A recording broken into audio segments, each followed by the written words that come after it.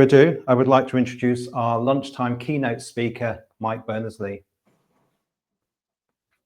Hi, Mike. Hi. Well, thanks very much for having me here to this conference, exciting conference. And I just caught the last few minutes of the last session very interesting. So I'm going to talk about a climate of truth, which is, I guess, it's my latest book. So next slide. So just a quick sort of background to this and how I got why I got to the point of writing it, and what I'll be talking about, what it means for commuting and for the wider business world as well. So, you know, back in 2010, when I started to work on all this kind of climate change stuff with my business, Small World Consulting, I found myself having to immerse myself in the carbon numbers game because those numbers just didn't exist anywhere. And I ended up writing this book, that How Bad a Banana is the Carbon Footprint of Everything, because it felt like a gap that was a very useful gap to fill. You know, it's necessary, even if not sufficient, to, you know, enable a kind of good enough understanding of where the carbon numbers were. For example, how important is the carbon footprint of your commute compared to everything else that's going on in your life? And so on. That was okay, but it wasn't getting us the change we needed on climate. So the burning question was saying, well, look, we've got to have a big system look at the climate crisis and where it's coming from and why we're not getting anywhere, despite all the piecemeal actions that are being taken. And that's, you know, arrived at some conclusions like we need to leave the world's fossil fuel in the ground. And there's no planet B, I wrote, because it's inescapably clear that if you want to deal with climate, actually you have to see it as one symptom of a much bigger thing that's going on for humanity right now, which I'll talk about in just a second. And climate change is just one symptom of that, actually. And we've just heard the phrase a polycrisis. We're in this polycrisis. I'll talk more about that in a minute. And then a climate of truth, I wrote, because the reality is we're not getting anywhere. On balance, we're not getting anywhere in our response to this polycrisis. In fact, we're accelerating into it. So there's some hard realities. And the climate of truth is about saying, if we're not getting anywhere, what does that tell us about what it might take to start getting somewhere? So I hope it's a book that's written as a very practical guide to, if you're feeling like, oh my goodness, I sort of sense deep down that we're going in the wrong direction and nothing seems to be working. This is about, well, what would it take to cut through that for the first time? So so some difficult messages, but I hope in the end it's motivational and actually gives more hope than maybe some people have got at the moment. So next slide. Okay, so the very big picture take in the Anthropocene now. So it's a big word. I just use it to mean, you know, we are in the era in which humans are the biggest thing affecting the ecosystem. We have such a big energy supply at our disposal, and we have such a lot of technology with which to use that energy, that our influence over the planet is now so enormous that the planet is just so fragile compared to us, compared to our power over it. And that's a different context for humans to be operating in, compared to the one that we were in even 100 years ago, compared to the one that we were in when we were working out how to think about economics, how to put our political systems together, how to solve problems, how to do life.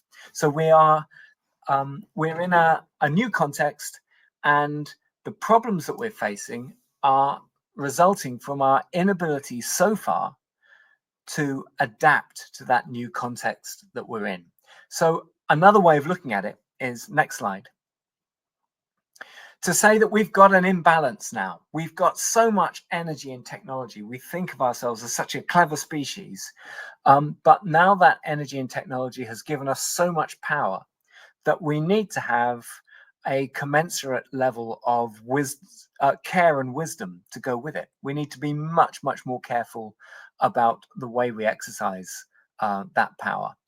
And we never had to have that we never needed to be so careful before, but now we're finding that because we're not exercising a level of wisdom that we've never had to have before, we are just finding we're smashing the place up. So we're like kids running around with the playground with machine guns at the moment, and we have to get out of that. We've been a few decades in this Anthropocene, but we've been able to get away with living as if we weren't in it. But what's special about right now, and it really is right now, is that if we can't make the transition to an Anthropocene fit way of carrying ourselves, we're going to find ourselves in a great deal of trouble. And we can speculate about when that might come about, but my sense is it's really, really not too far away. We're not talking about protecting our grandchildren. We're not just talking about protecting our kids. We're talking about our own pensions, our own retirement. You know, we're talking about, you know, I'm 60 and I'm talking about this stuff is going to really affect my retirement. I mean, I think it looks like it's you know, it's really a much more short-term challenge than it was when I started working on climate change 20 years ago. That's how fast it's coming. This problem is coming up to meet us. So next slide. But just before I go any further, I want to say, in a way, what's so frustrating about this whole agenda, or has been so far, is that a sustainable world is not a hair shirt. It is undoubtedly a quality of life enhancement if we get it right. You know, it's about healthier living. It's about doing the things that matter to us more, and things that are fundamentally not worth the bother less. It's about cleaner air. We've been hearing about some of that already. So, you know, the question of what is stopping us is a really interesting one, and that's what I wrote A Climate of Truth about. Okay, next slide.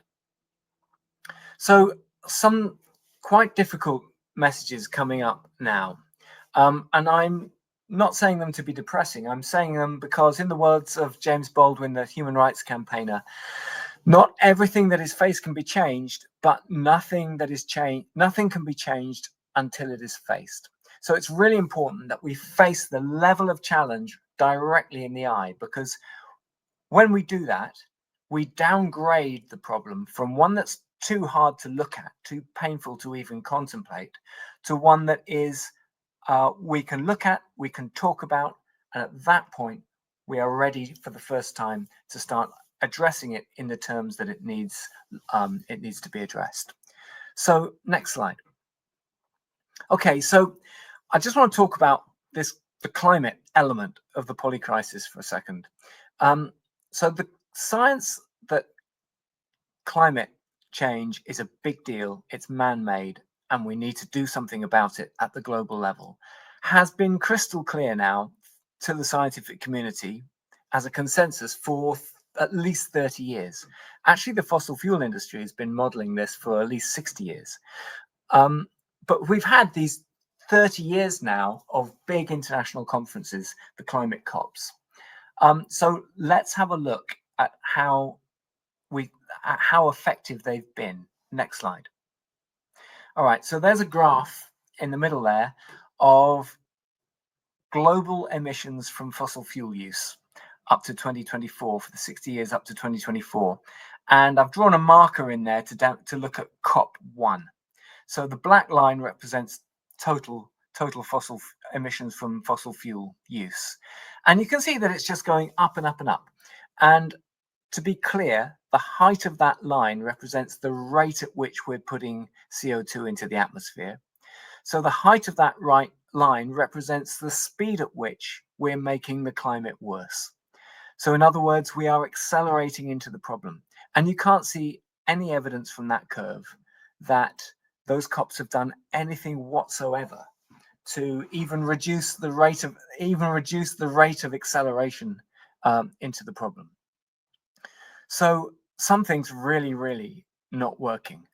And we have to learn from that. We have to say, if it's not working, why isn't it working? We have to get right under the skin of the problem. So my book is about standing further back to see it from a greater distance, and it's also about getting under the skin of it to ask, what are the reasons behind the reasons why we're not getting anywhere, and what is the point of leverage if we actually want to have change? And this affects everything about every business. You're commuting for sure, but also the whole culture of the business, the whole purpose of the business, and we'll come on to that in a second. Next slide. And then I know we hear about breaking records with the climate. So I just want to talk about this very, very quickly. I've just put these 3 graphs up, and all I want to illustrate with them, and they are, sea surface temperature, land surface temperature, and Antarctic sea ice. And all I want to emphasize is how much we've broken these records by. If you look at that red line, those red lines on the left representing the last 2 years, there's real clear distance between them and any of the previous records beneath them. And if you look at that graph in the middle, and you look at that, this is temperatures, temperatures in September's every year. If you look at how much that September 23 broke the record by, that's a very large amount. That's like half a degree. If somebody breaks the 100-meter sprint record by a 1/10 of a second, or 100th of a second, you think that's impressive. But if they broke it by a whole second, you'd think that's something's wrong here, right? And that's what's happening with this record breaking. The Antarctic sea ice there on the right, that was 11% less than ever before. Since records began, and right now there's less sea ice than there's ever been. And the scientific community is really scratching its head, asking, why are we breaking these records by so much? And right now they're asking, why is the temperature so hot? Because we used to have an El Nino that made things more extreme. Now we're in a La Nina, should be creating the reverse effect. We should be seeing these things dampening right down. But yet this year is still shaping up to be almost as hot as last year. And the scientific community is really asking, why is that the case? And there have been peer-reviewed papers written by some of the world's most renowned climate scientists, Johan Rostrom, Michael Mann, Tim Lenton, and others, saying things like the future of humanity hangs in the balance. And that is as close as you get in scientific literature to scientists screaming about this. So next slide. So we know we're getting some early symptoms, and the bottom left there, you can see some cars.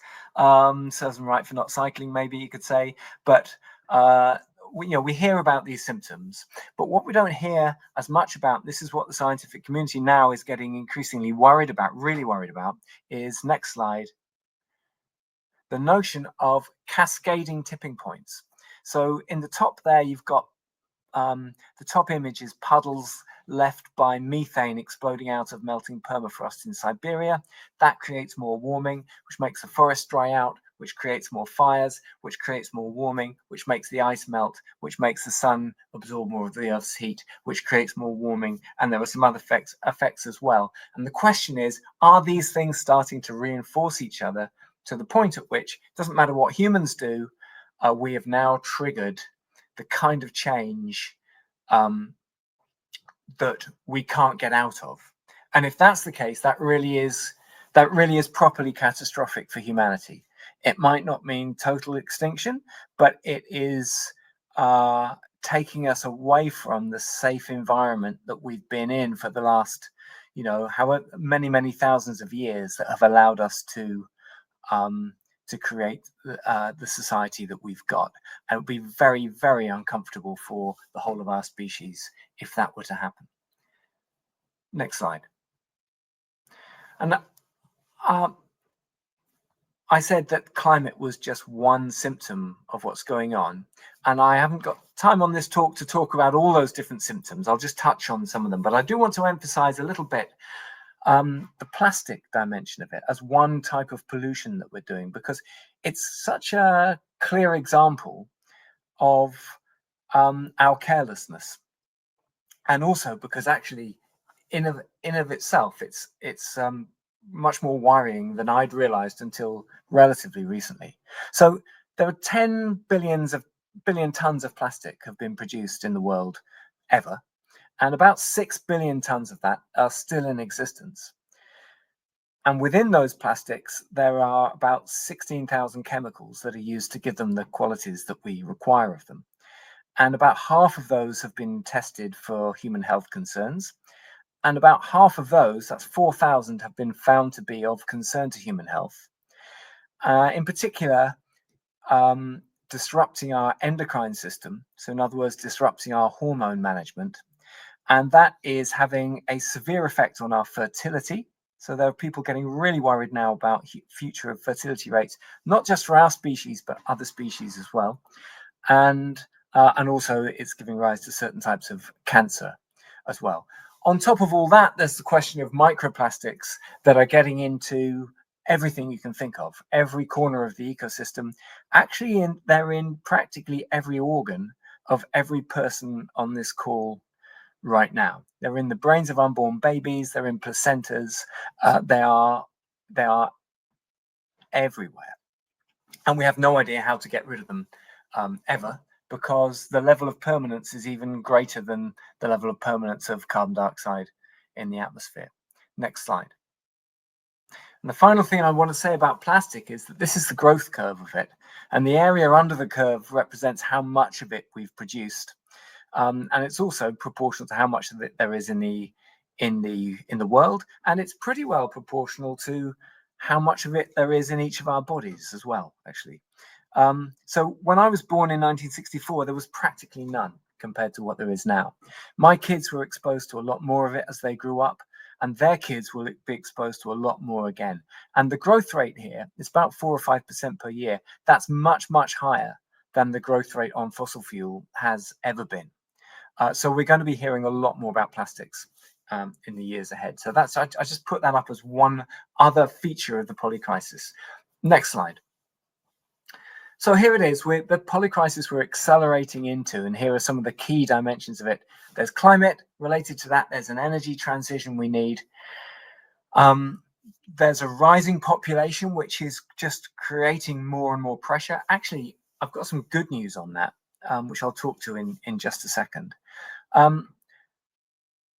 We've got food security problems arising out of partly the interaction with climate, and partly the way we're doing our food system, which has been hemorrhaging the soil fertility.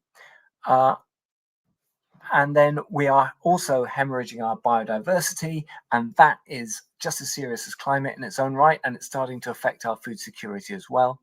We've got pollutions, of which plastic is one, and I've talked to that a little bit. And some of these things are affecting the disease threats that we are encountering. So the way that we're doing our food system is doing things like creating possibilities for pandemics. Bird flu would make COVID look like a walk in the park. It's also, our food system is probably the primary driver of antibiotics resistance. Pollution, as I've touched on, is driving some disease threats as well. So all these things are interrelated, and we have to deal with them all at once.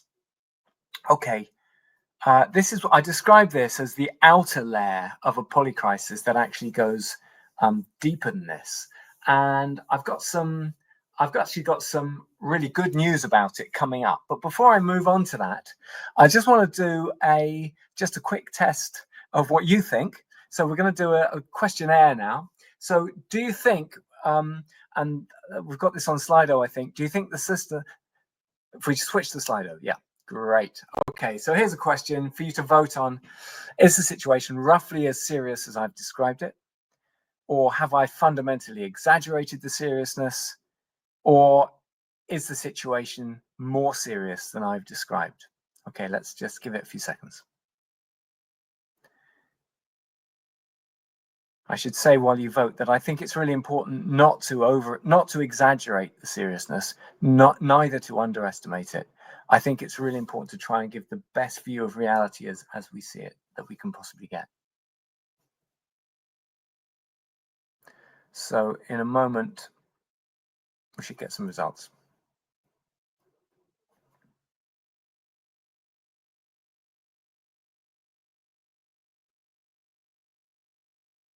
Okay, so results have come up, and here we go. So most people, vast majority, over 3/4, think it's about as serious as I've said. About 20% think it is more serious than I've described. Actually, in some ways, I'm with you. And 0% think I fundamentally exaggerated the seriousness. I don't think that's a real zero, but it's 0% to the nearest percentage point. Now, you might think that you're not a representative group, but I've been running this test with thousands and thousands of people, at least 10,000 people now, and I always get the same result. I always get the same result. Even random business audiences that have nothing to do with sustainability, they just get me inflicted on them to talk. So the point I'm trying to make is we all get it, right? We all get that this is a very, very serious situation. Okay, next slide. I want to talk about this curve, which many of you have come across before. Elizabeth Kubler-Ross developed this curve when she was in her work trying to understand how people respond to news of their own terminal illness, actually. But you can use it for the human response to any piece of difficult news. So the first thing we tend to do is we go into shock and denial, and around climate and the Polycrisis, we've seen a lot of that. And then the next stage of response tends to be one of getting angry about it, and we've seen a lot of that, people getting angry with people who talk about climate change at all. And then we see a sort of bargaining with the problem. Can I get the problem to agree to be less serious than it really is? Maybe if I just offset, I can absolve myself of any responsibility here. Or maybe we're going to be fine because the technologies will just come along and sort themselves out. If we just build more wind turbines, that's all we need to do, and we can carry on as before in other respects. And then we realize the problem is bigger and deeper than that. We get a fuller grasp of it, and it's tempting just to get depressed at that point.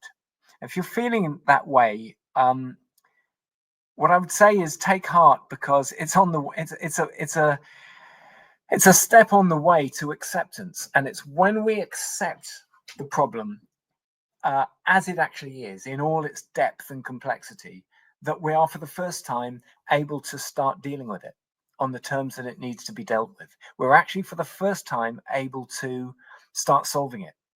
And making the most of the situation we're in, however good or bad that is. And that is where we need to get to right now. And right now, humanity is spread across this curve. But you guys, from your voting, are up there. At least you've gone beyond the shock and denial part of it. And you're in the sort of latter parts of the curve, at least. That's encouraging. And the good news I've got is that actually you are not alone globally. Here's another piece of evidence. Next slide. Okay, so this is a piece of work that came out. It was published in Nature Climate Change, and it was a very extensive, very carefully analyzed piece of research with a very large sample size in 125 countries. 89% of people wanted to see more action on climate change, and they also asked the question, would you be prepared to give up 1% of your income? Which, when you consider that a lot of people really don't have much money to spare at all, that's quite a big thing to ask for a lot of people. Across all countries, 69% said yes, they would. But here's the really interesting thing. When asked how willing do you think your fellow country people are to do that, the response is just 43%. So in other words, there's a massive gap between how much we get it and how prepared we are to act, and how much we think the people around us get it and are prepared to act. And I want us all to take heart from that, because we are just waiting to move, but it's embarrassing to be the first mover. So if you think back to the COVID pandemic, I remember how embarrassing it was, how uncomfortable it was if you were ever the only person in the room wearing a face mask, or the only person in a room not wearing a face mask. Whatever the rights and wrongs of it, it's always embarrassing to be the odd one out. And we're like that as a species. And at the moment, we're all just sitting around looking at each other, wondering who's going to go on this. We all want action, but we're all kind of still, broadly speaking, most of us doing business as usual. And that's the bit that's got to change. Okay, next slide. It's time for some good news, and I'll just talk about this briefly, but the good news is that we have most of the technology. It's not the technology that's stopping us. I'll just do a quick sketch of this. Let's have a quick look at the energy and climate, the energy transition element of this. And so next slide. Now, I'm not going to talk through every detail, and it's a sketch I've got in the book, and we could argue and haggle about the details, but I just want to emphasize a few things about it. So this just shows the kind of the whole, everything about the energy transition process, and I've just mapped it out very simply. And I want to talk about the biggest and most important things in here. I'm going to start on the left-hand side, so the power generation side. The most important thing is that we cut the fossil fuel. At the moment, every year, we've got more non-fossil fuel energy and more fossil fuel energy at the global level. But you know what? The climate doesn't care how much renewable energy we've got. The climate only cares how little fossil fuel we're burning. And the way the dynamics of it all work is that growing the renewable supply does not on its own have the effect of cutting the fossil fuel. That's a pretty harsh reality, but it is how it is. So we have to put something in place that restrains the fossil fuel extraction. And when that's in place, then the renewables will start replacing the fossil fuel instead of just having them as well. Now, skipping to the right-hand side, and this is the thing that we don't talk about anything like enough. And all your commuting work really plays into this. We have to reduce total energy demand. That way, the renewables replace the fossil fuel. And clearly, transport is huge in that. And clearly, commuting and other forms of transport, are massively important in that. And so that's why the work that you're doing is so important. From just the point of view of cutting the emissions, as well as the even more important kind of cultural shift that can go alongside it. And then in the middle, there's a whole load of detail in this graph about, what we do with that renewable energy and how we store it and transport it and so on. And for that, you'll have to buy the book or get it for asking a great question, be given it for asking a great question. That's one of the 100. Okay, next slide. And then, just the whole polycrisis. And I'm just going to give a very quick sketch to illustrate what it would look like to be solving every element of it. So on the left-hand side, there's about 4 things that need to go on in energy transition, which are, as I've mentioned already, reduce total energy demand. 2, put a rapidly increasing price on carbon, because that's the easiest way by far of constraining the fossil fuel. 3, increase renewable energy supply. Of course, and then 4 is all the detail, storage and transport of renewables. There's a lot of technical detail in that. Moving on to the food system, which is about our biodiversity as well as our food. So number 5 on here. In fact, next slide, just to emphasize this, just shows this in bold. Okay, all the science is saying that whether you care about food supply, climate, biodiversity, or even disease threats, reduce the amount of meat and dairy consumption and production. That is the single biggest lever, and we often don't talk about that as clearly as we need to. Then there's a whole load of emerging agroecology that we need to adopt, which is technically, that's quite tricky, but it's doable. Third, there's probably a role for lab foods, for macronutrients, because it's so much more efficient than photosynthesis. And 8, we need to use some of our land for producing nature instead of food, because it can't really produce food, but it can produce nature for us. And the space for doing that is much greater if we reduce the amount of meat and dairy. And then 9, and I want to emphasize, is dematerializing our lives and the circular economy and so on. And again, the work you're doing on commuting and taking people away from addiction to cars and the status around cars is really important in that area. and 10 is enabling population decline. And I said I'd just touch on this. The really good news on population that lots of people don't understand, and we need to make it clearer, is that actually there is evidence in country after country that if we just eradicate extreme poverty, put in place healthcare and human rights, especially women's rights, so that nobody has a baby unless they actually want one, the evidence is that the population goes into a gentle, naturally managed decline of its own accord without anybody having to be told how many kids to have. So that's incredibly good news. And actually, there's some modeling on that says we actually might even be able to just top the population out below 9 billion if we put our minds to it. Okay, next slide. So if we've got the technology, if there's nothing physically stopping us, what is stopping us? Next slide.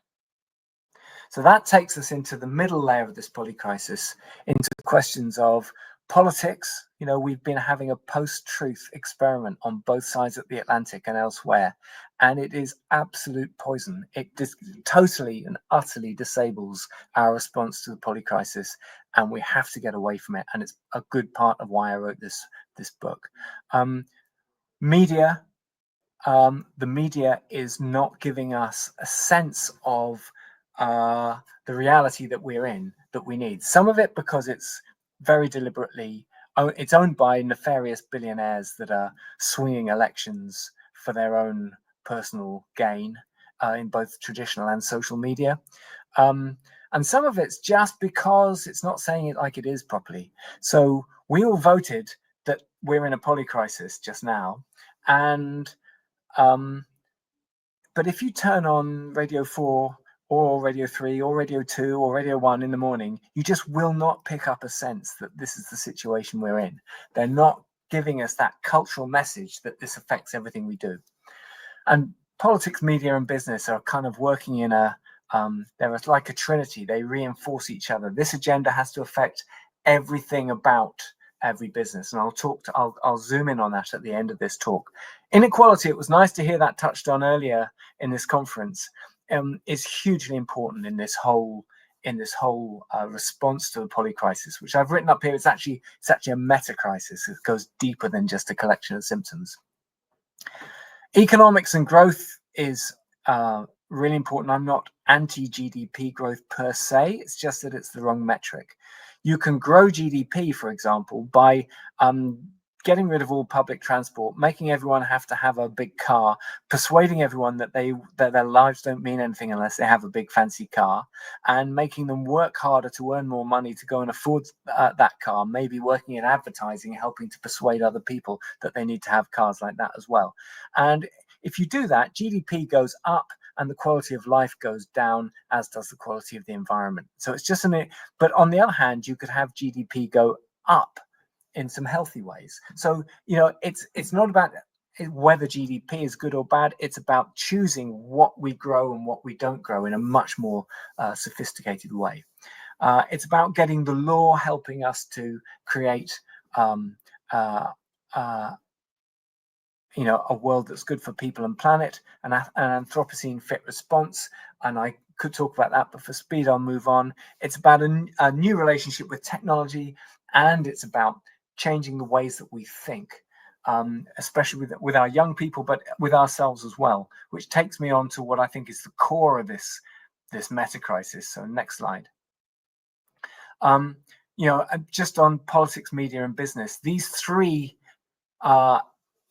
domains are like a trinity. They need to reinforce each other. Business needs to push politics to raise its game, and it needs to push the media to raise its game, and the media needs to push businesses and politicians to raise their game, and politicians the same. And at the moment, they've been dragging each other downwards in a kind of corrupt, vicious interaction, and that needs to be transformed. And of course, we're talking to businesses now.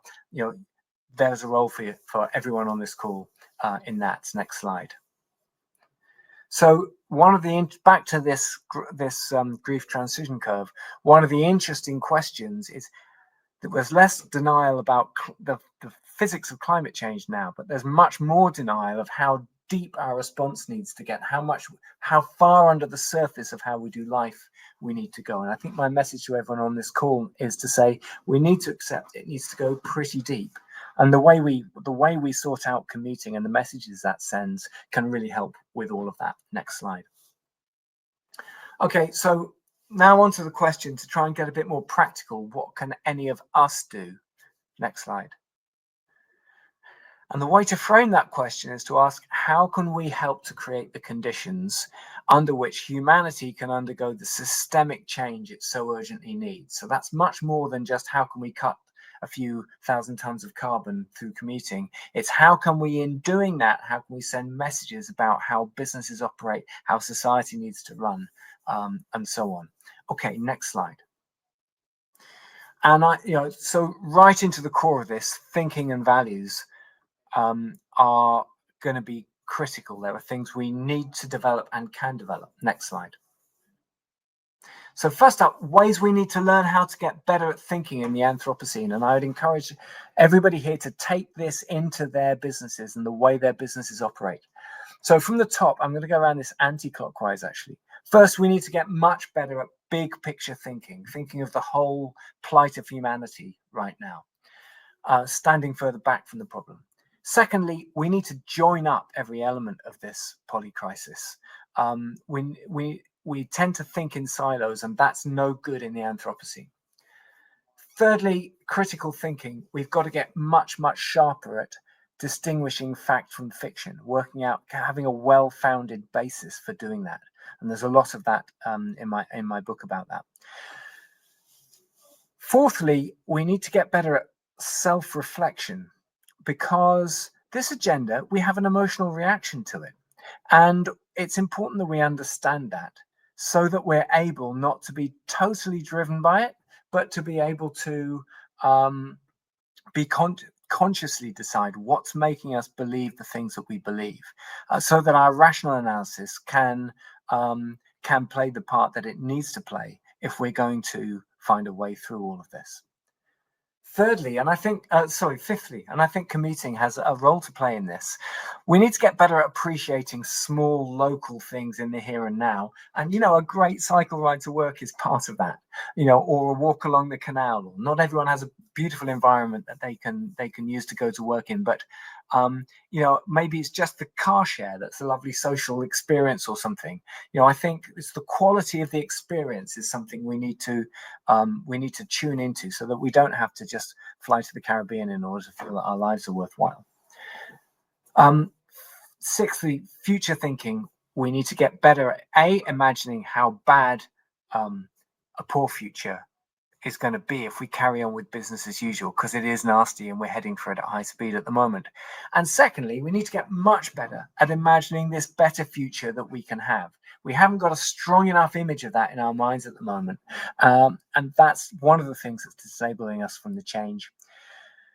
And lastly, we need to get better at global empathy, because we are one tribe now, our species, whether we're Israeli, Palestinian, whether we live in Ukraine or Russia or America or the UK or Africa, we are one tribe now, and that has to be what we tune into more than any other identification, because otherwise we can't thrive. We will sink or swim together.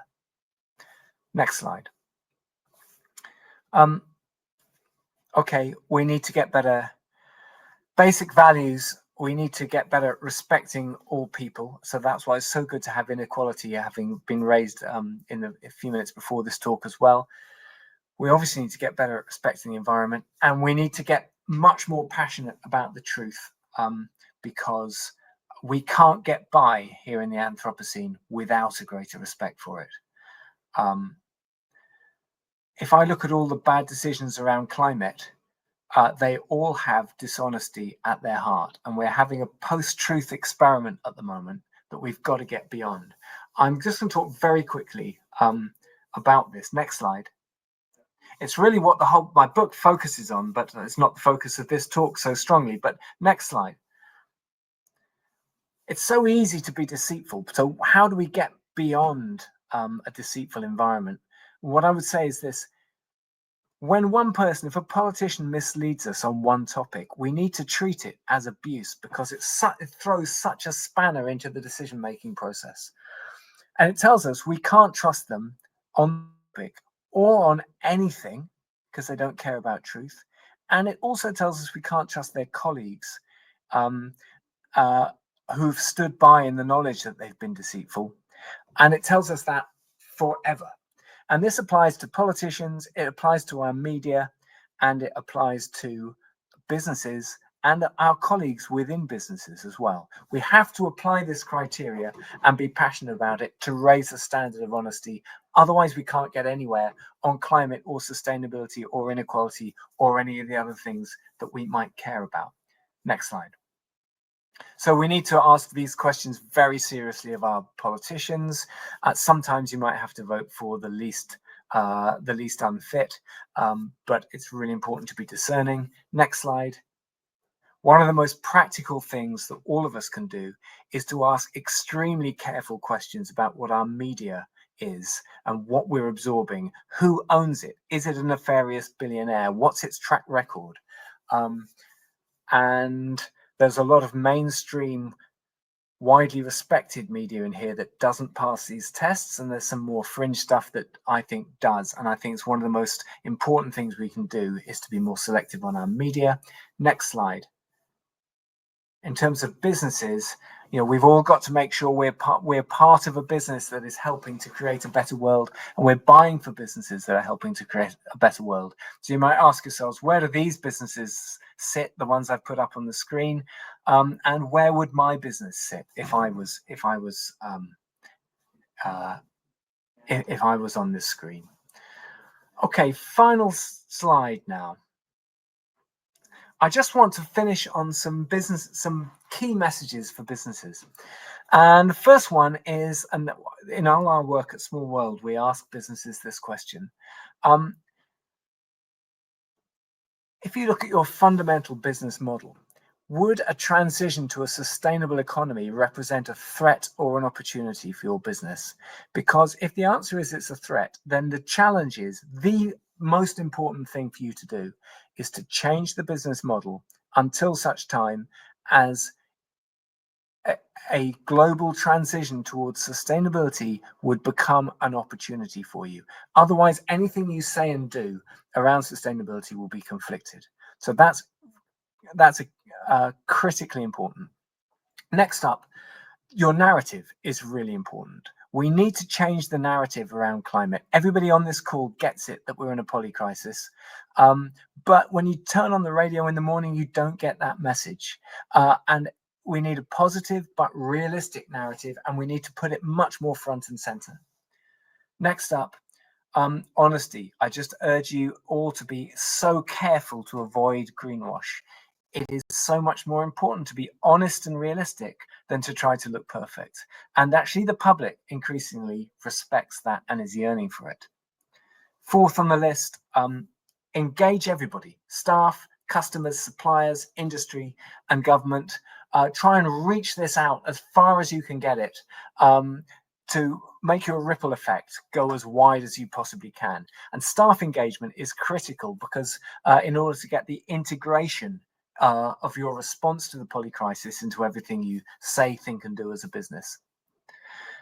Fifth, try and think in the ways that I've briefly outlined.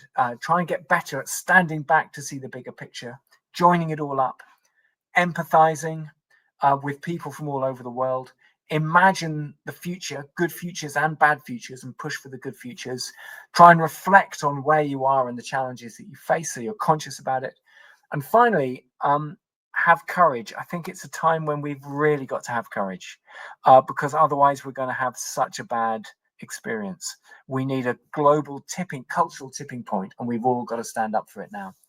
And the last point, and this is for anybody working in any business, I think for the vote that we had earlier stands to, makes a point. You all have permission and maybe a responsibility now to challenge anything that's inconsistent with a response to the polycrisis that you've all said is going on.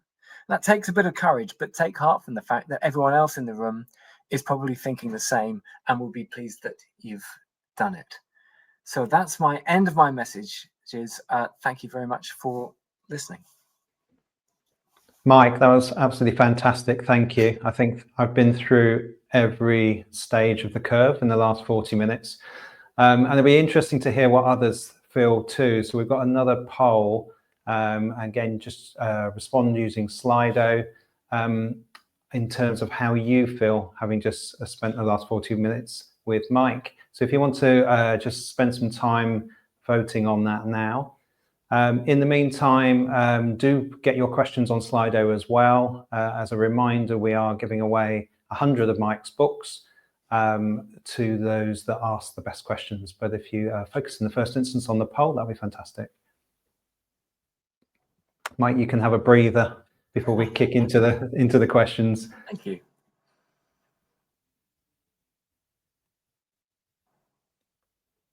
Okay, so Hey. Can I just respond to this before we take questions? Yeah, so, all right. So look, nearly half are able and motivated to do more and change. That's good. Okay. I'm really pleased about that. About half feeling about the same before and a few feeling disabled. Okay. So what I want to say for people who feel, oh my goodness, if you're feeling this is just too big, then that depression stage is actually, it's a step forward from underestimating the seriousness of the problem. Because when you're in that point, you can't do anything about it. There's plenty that we can do. There's tons we can do. But in order to do it, we have got to recognize that it's not just tweaking around the edges. It's a huge societal shift that we need. Okay, so we've got a stack of questions that have come through. Just before I kick off with the ones on the screen, Mike, I read a Washington Post report recently that said that in Donald Trump's first time in office, he made around 30,000 false or misleading claims, which averaged about 30 a day. How do we move from that type of low-level bar, if you like, to political consensus that honesty and truth is really important if we're going to actually tackle some of these big issues? Yeah, it's a great question. I mean, we have to insist on it. I think we've been careless about it. I'll just stick with this country for a moment. Things are much more challenging in the US right now, but we've been careless about it, right? We have allowed people who we know have been dishonest with us just to not pay a price for that. Now, my book's full of examples. It's not a party political book, but, there are lots of examples actually from more than one party. But, we had a situation where, I don't know whether to name names on this call or not. I mean, I do in the book, but there were people just routinely going on the radio, saying things that weren't true, it was clear cut they weren't true. They weren't correcting the record. The BBC wasn't insisting that they correct the record. And they were just getting away with it. Well, that is absurd, right? If somebody says something to try to make you believe something that they don't themselves believe, even if it's not just a lie, it's just a misrepresentation or an implication or something, that is abuse. And we can insist on that standard. The analogy I'm going to give is this. If a BBC presenter is found to have groped one of their colleagues, even just once, we have collectively decided as a society that is disgusting. We're not having it, and it's the end of their career, right? And we've also decided it's so disgusting that if somebody is found to have stood by in the knowledge that they've been doing that, that's the end of their career as well, right? Because it's so disgusting. We can do the same around standards of honesty. We can move in that direction. I don't want to be utopian, but we can move a long way in that direction. And when we do that, we will find the quality of our politics goes up and the quality of decision making goes up. And you will find that all the great arguments for sort of measures that could be put in place, for example, to enable more sustainable commuting, will suddenly be much easier to push through, because when you have a good argument, the argument will win the day so much more easily. At the moment, if I look at all the wasted effort over debates around coal mines and stuff like that in the UK, they all have deceit at their roots. The arguments for that coal mine were fundamentally deceitful, and they wasted so much energy. So we'll just find that the quality of decision making goes up. That's brilliant. Thank you. That links really well to the first question from the audience and takes it into an organizational setting. So how do you manage climate deniers in the professional setting? Are carbon literacy courses good for this, or perhaps dealing with people who believe there are other countries who emit more, so why should we bother? So denial comes at different levels, doesn't it? There's denial of the basic science. Is climate a thing that we need to do something about? And then there's denial of, is this something that affects me and that I should be doing something about? And that latter thing about, that excuse of, oh, well, we're just a small country. I mean, anyone can say that, practically, unless you're Trump or Xi Jinping, so it's a question of the level of denial. I think if it's a denial of a basic piece of science, then I think the question is, the science is so clear that if somebody is denying it or playing it down or saying we can't afford net zero or something like that, then it tells you either they're being dishonest with you. Right, they're just saying what it takes to try and get the result that they want, the vote that they want out of you. Right, in which case it tells you you can't trust them. They're not on your side, and you shouldn't go anywhere near thinking about voting them. And you should challenge any of your friends who are thinking that they might vote for them. It either tells you that, or it tells you that they don't actually have very good critical thinking skills. Right, that they can't actually work out what's fact, what's fiction. They can't sift good evidence from bad evidence. Well, if that's the case, you don't want them in politics either. So it tells you they're unfit. So if somebody pushes an argument like that, the counter has to be, you're either dishonest or you're incompetent. Okay, fantastic. And just on that point around the UK being small and so on, I mean, my view is we're part of the G7, which accounts for 25% of the emissions. So at least focus and generate, do the thing in terms of leadership. And surely the same from major organizations as well.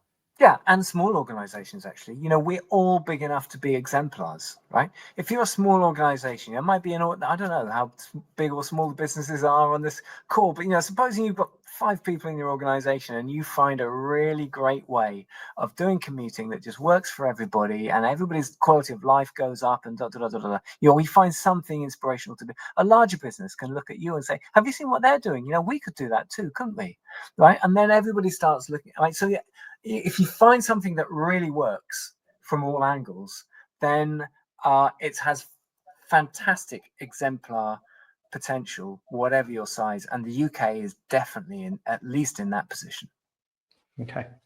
Next question from Kimberly. So we're moving now from politics to organizations to the family. So what's the biggest change that our children can make now for their future in a more sustainable planet? Well, it's probably to challenge their parents.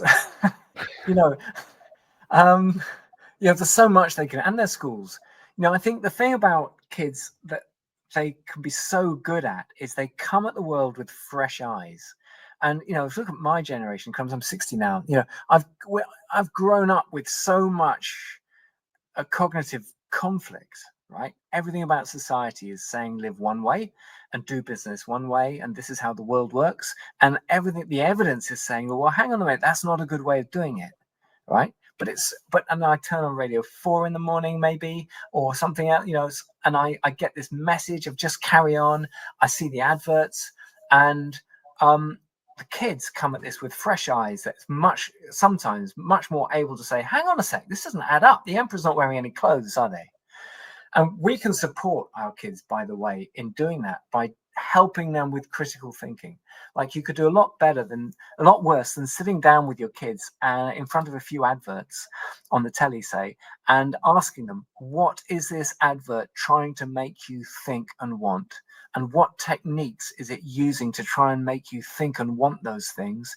And is this in your best interests? So that they get the skills of routinely challenging those things. And then when they do challenge us on the way that we're running our families, the way we're doing our lives, the way we're running our schools, then we should respond to that, because there is a kind of wisdom in that they've got that we find it harder to have sometimes. Yeah.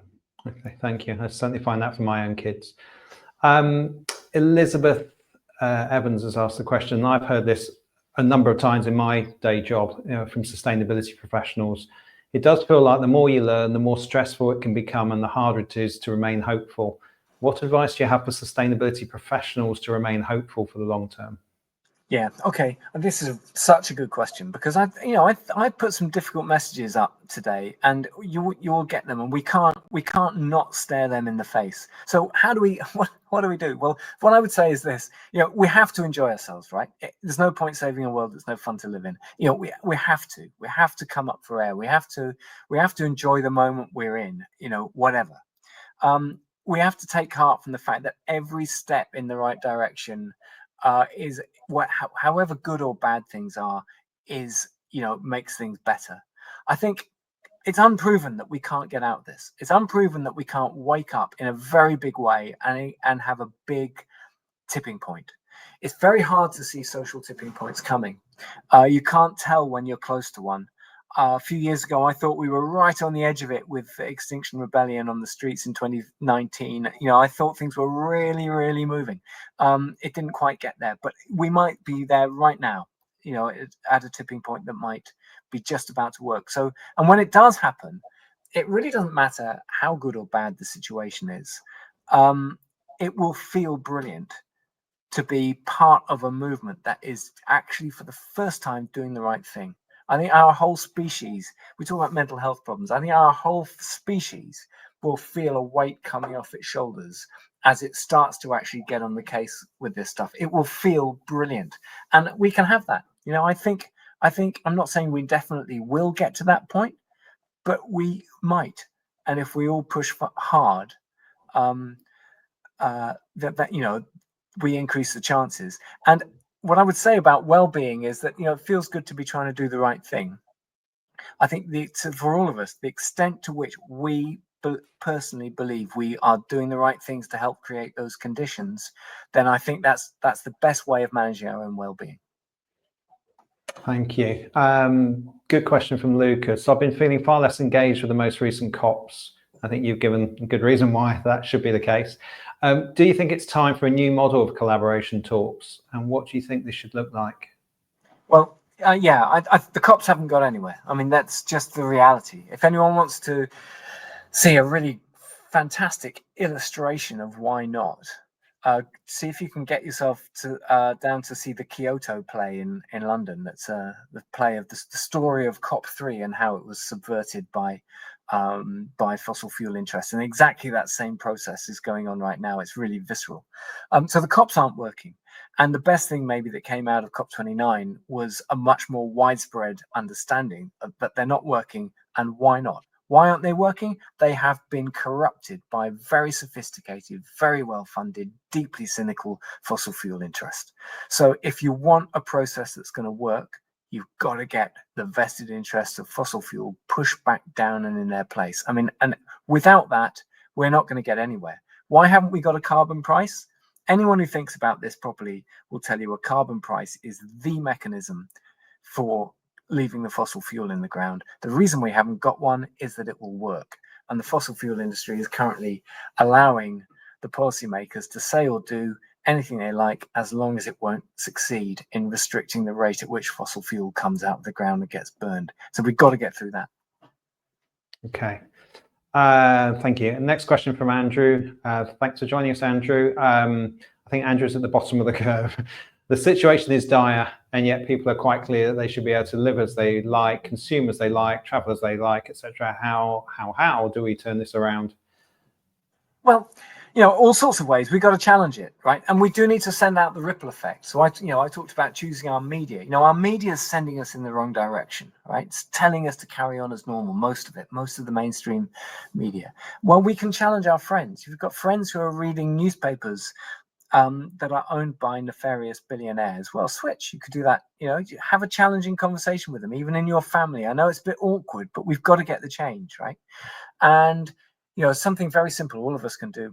If we're on, if you're on social media that is owned by a nefarious billionaire who has got a track record of pushing through some really nasty truthless politics, then switch.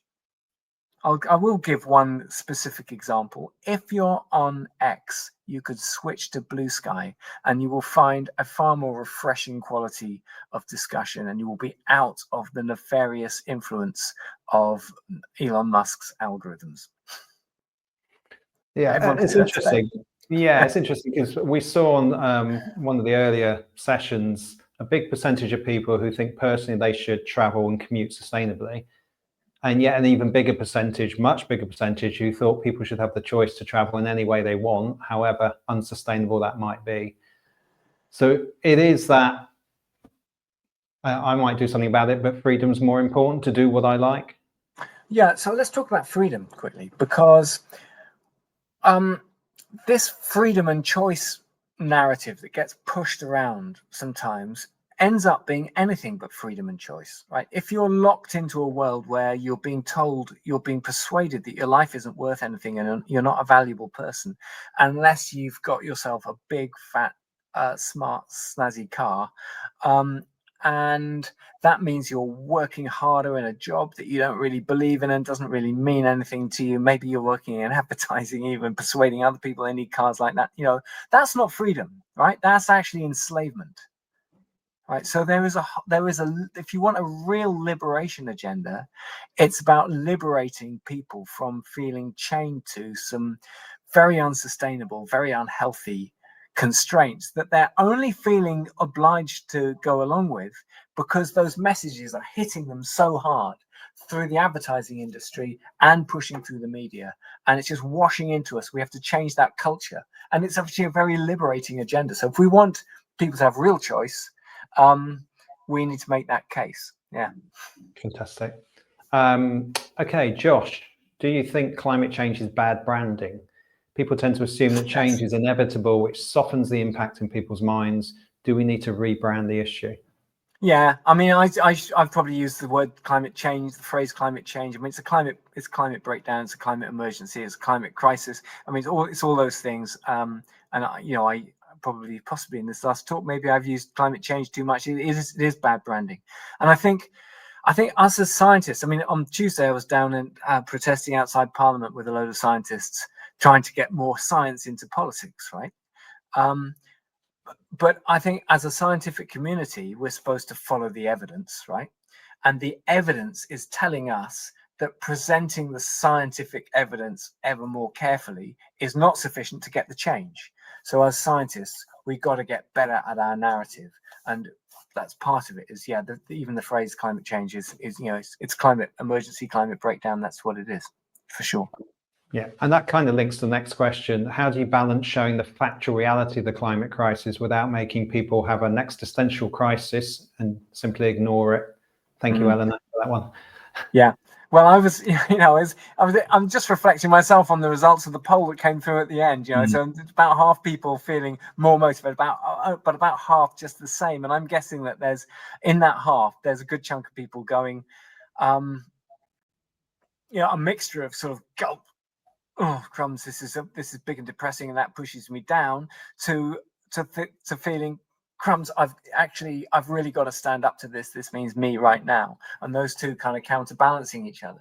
And I think so I think I'll take that. I think I'll take that as a win, because we do need to go through that process. But what I would say is, once we reflect, I think it's helpful to reflect on how it makes us feel.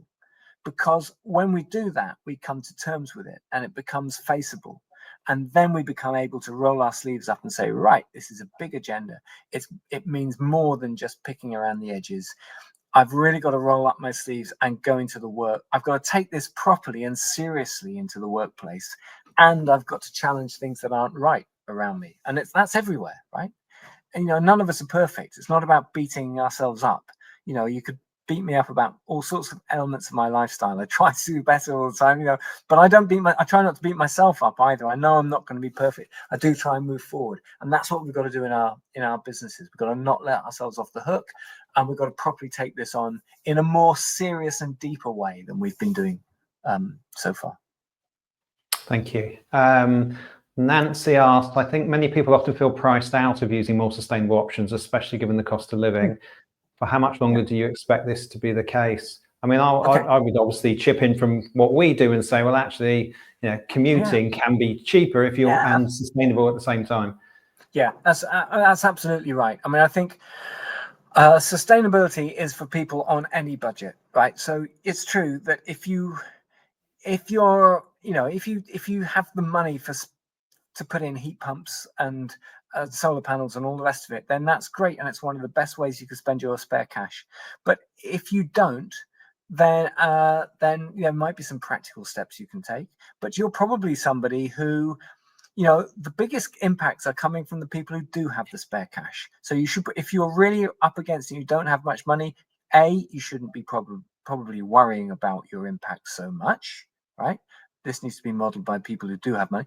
And B, actually, there are lots of things that are money saving. So you just use the example of the commute. That's fine. If you can liberate yourself from this kind of sense that you need to buy new clothes, new bikes, new cars, new whatever all the time, that's liberating. That frees you up. That saves you money. If you can change your diet away from needing meat the whole time. I mean, if you're buying the cheapest meat, that's probably quite cheap, but you don't want to think about how it's produced or what it does to your body, never mind the environment. But there is an efficiency in a more plant-based diet. And so it is possible to save money in that, even though a lot of plant-based foods are more expensive than they should be. It's still a way of saving money, in my view. So this agenda is absolutely for everybody. Yeah. Thank you. Henry says, do you think government should use carbon labeling of food and add meat/dairy tax?